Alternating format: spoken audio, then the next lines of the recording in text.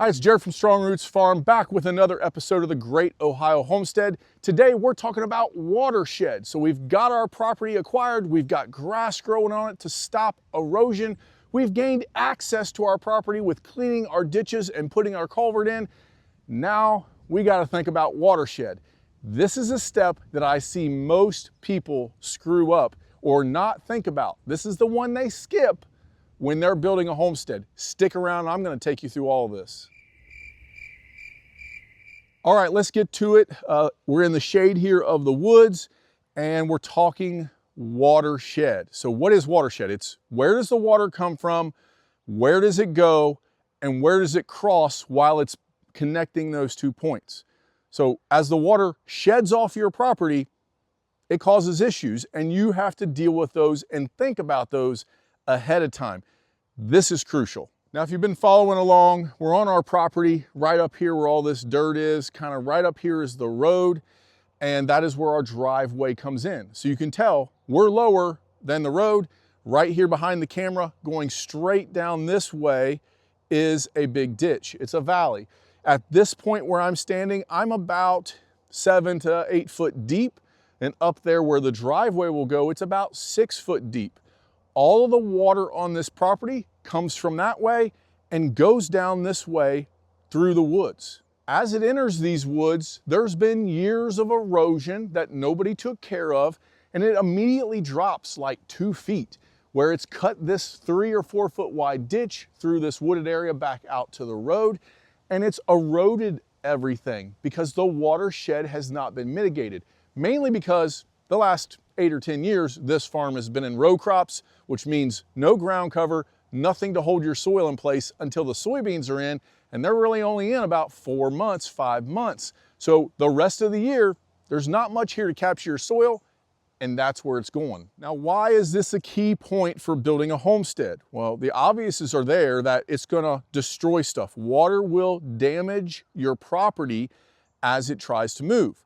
And as you are changing the topography of your property with either a driveway or a home build or gaining access perhaps, you're forcing the water to take a different route, perhaps. So you have to think about that. Where is the water coming from? It's coming up this way. I'm gonna force it to come down this way, and I'm stopping it because I'm gonna put a driveway across. So you can put in a big culvert. This property here, this big of a valley, an 8 foot valley, would take about a 2.5 to 3 foot culvert to handle all the water. And we're gonna build a dam. So what we're doing is we're gonna put in 2 12-inch culverts to handle the water coming from that way, but it's gonna go into a pond right here where I'm standing, and that will slow it down and let me temper it to come out and not tear up my woods any longer, which I will then grade with the soil that we use to dig the pond. So ponds are great ways to slow water down and control how fast it leaves by allowing the pond to rise and fall. That is one method. But the main problem is that if you wouldn't think about this watershed, you'd put in that driveway, and within the first 2 years, when a big rain comes, it'd tear out your driveway. I'm gonna show you some different landscapes and talk to you about different things that you may see and where I've seen people screw up. Well, the first screw up I see is when you're putting in your culvert, and we kind of covered that in the last video, but I see this all the time. They call the county says 12-inch minimum. They put in the 12-inch culvert because that's the cheapest. But there's more water that would flow down through this area than a 12-inch can handle. So when a big water washout comes, your driveway then gets washed out. Follow that video along to know how to put that culvert in, but the key points are: make sure your culvert is bigger or the same size as the guy upstream from you. Otherwise, you're gonna run into a mess. Here behind me is part of my property as well, and it's kind of hard with the angle of the camera here to see, but we're standing at the road level, and up there where somebody could build a house is about 15 foot higher. So a drastic incline from the road up to your property. And we see a lot of properties like this, West Virginia, in the Carolinas, anywhere around the mountain regions, you see a lot of properties that have this issue. Well, you gotta think about it. All this water on this hillside, let's look at it here. This whole hillside down along this road, all this water slowly travels down and comes to this ditch. But if you put a road in, you just made an easier access for it. So what do I mean? Well, you cut a driveway up through here, it's now lower than the rest of the ground around it, which water travels downhill. This becomes the easiest access for water to go downhill to this ditch, which means the water is going to travel down your driveway, a big rain will come, and all your gravel will be out on the road. I see this time and time again. People just want to do the cheap route and put a 12-foot wide or 15-foot wide driveway through, and the next thing you know, a year from now, there's big ruts down their driveway, and they're constantly having to fix their driveway because they didn't think about how's the water going to come down our driveway without it tearing out our gravel. Well, what's the solution for this? Well, if you're not a big excavator or you don't have this experience, please hire this done. I'm not telling you how to do this to make it right, but if it were me, I would cut a twice as wide as my driveway path up through here. And eventually one day that may happen. So if we need a 12 or 15 foot wide driveway, I'm gonna cut a 30-foot wide path up through this hill. And that way I can put a ditch on each side of the driveway. So when the water comes to go down my driveway, the ditch is lower and the water is forced to come down the ditch instead of my driveway. Now that's step one, but step two is, what about all the water that would be naturally hitting your driveway? You have to tilt the driveway to one side to make it run off, or you have to cup, which I think is the best method. You kind of make a hump in the center of the driveway so water goes off both sides down to this ditch. It doesn't have to be huge. You're not even really going to be able to see it. The center of the driveway is about a ½ inch to an inch higher than the overall side. Your driveway's 15 foot wide. That is enough to easily get water to go off. Now, if you get a bunch of rain and you're on a hill, it's going to happen some, but putting ditches on both sides will mitigate a major problem that I see a lot of people do. The other instance that I see is going the other way on a hillside. So imagine that telephone pole's not there, but you're coming in this way into your property and the hill is downhill like this, meaning all that water from up here is forced to go down and across your driveway, washing your rock to the side and tearing your driveway up. We see this a lot when people are building up in a mountain or up on a hill, and they like to take the driveway around the side of a hill, and that hill is sloped pretty steep, and they just do their best to make a nice flat spot to drive on. It always gets tore up. So what do you have to do?